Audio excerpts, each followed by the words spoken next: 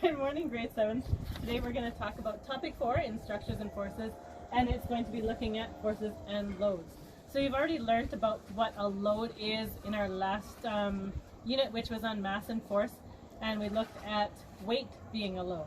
So that's going to come into play with this unit that we're looking at. So if we take this deck as our structure for right now, we look at it and its function is to hold people on it, to hold chairs on it, to have people walk around and sit and barbecue.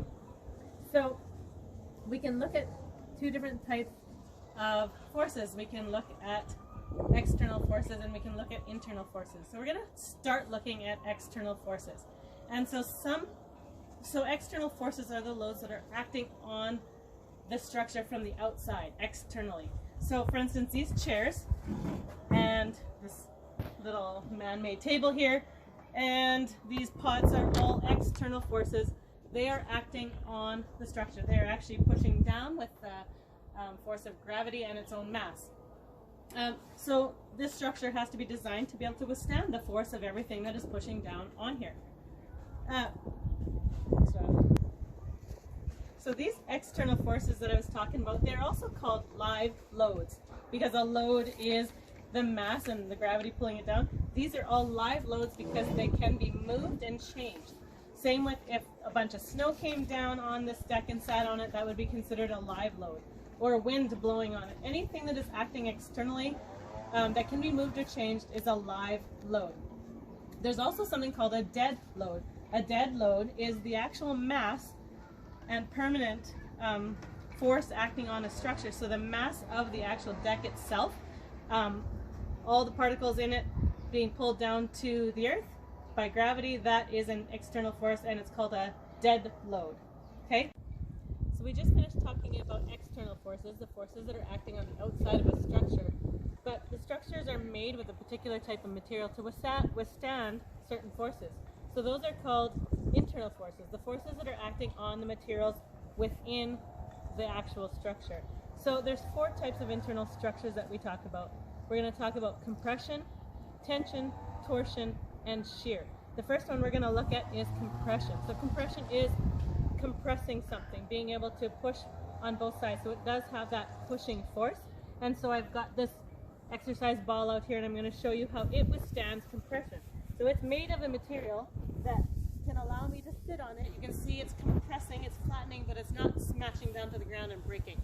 So it's made out of a material that can, its particles are compressing and being pushed downwards, but it's withstanding that.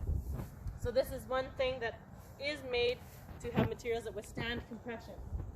With something like this bench that is also made, should be made to withstand compression. So you can sit on it, and for the most part, it can withstand the compression. It does kind of bend a little bit, but it's withstanding it. However, if I stand on it like this, oops, it is not made to withstand this type of compression. Actually, a great example of shear. Shearing is an internal force where you have a pulling on one side and a pushing on the other, causing something to completely cut and shear in half. Just like if I use this piece of paper, if I take this and pull one direction and pull the other direction, I'm shearing it. So I'm using the pulling force, but it shears it. Pull and shearing. So this is another structure. It's a natural structure.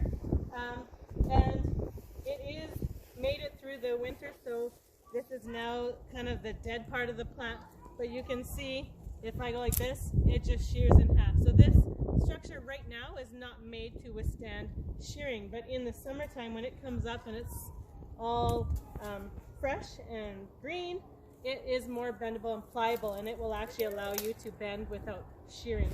Just like if we look at this tree over here, this tree has branches that aren't dead, they are more alive, so I can go like this, and it is going through some internal tensions.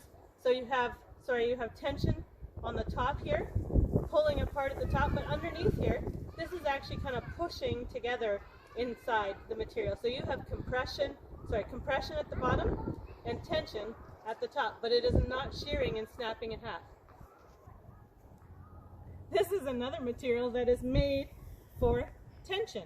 So it allows, it's a rubbery kind of material that allows to create that tension.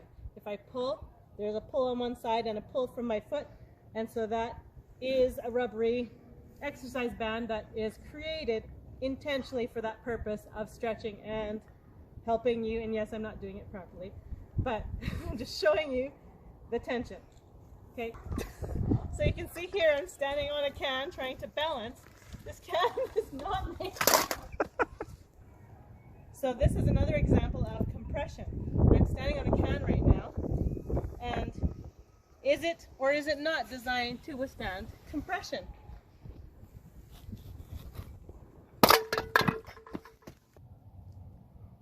So we just finished going through all of the different internal and external forces. Just as a recap, we looked at live loads, which are the loads that are moving around on top of a structure. We looked at dead loads, which is the mass or the force of the structure itself, which is permanent. We looked at external forces like wind, snow, anything that might be acting on the outside of a structure. And then we looked at internal forces, which is the forces acting within the materials of the structure.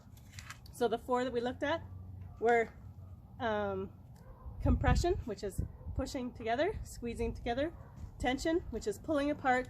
We looked at torsion, which is twisting from one side and opposite direction. And we looked at shearing, which was tearing in opposite directions, and how all of those different forces acting in a structure have to be considered when designing the structure and what is going to be the purpose of that structure. So what I want you to do is you're going to watch this video and then watch 2 more videos that are from YouTube that are attached. You are going to then read over the notes that are provided as well attached, and then go to the Google Doc that I provided and look at the 4 pictures. I think there's 6 pictures, and pick 4 of them to answer the questions. You're going to answer what forces are acting on the structures, what if there's live loads or dead loads, if there's internal or external forces, and where on the structures are those things acting. So if it was something like a ruler like this, you are going to talk about how there could be tension pulling on the top, going across this way, compression happening at the bottom materials here. So this one has compression and tension going on. So there could be more than one type of force, internal force acting on a structure. The external force would be my hands on the outside of it. So that's just an example. Okay.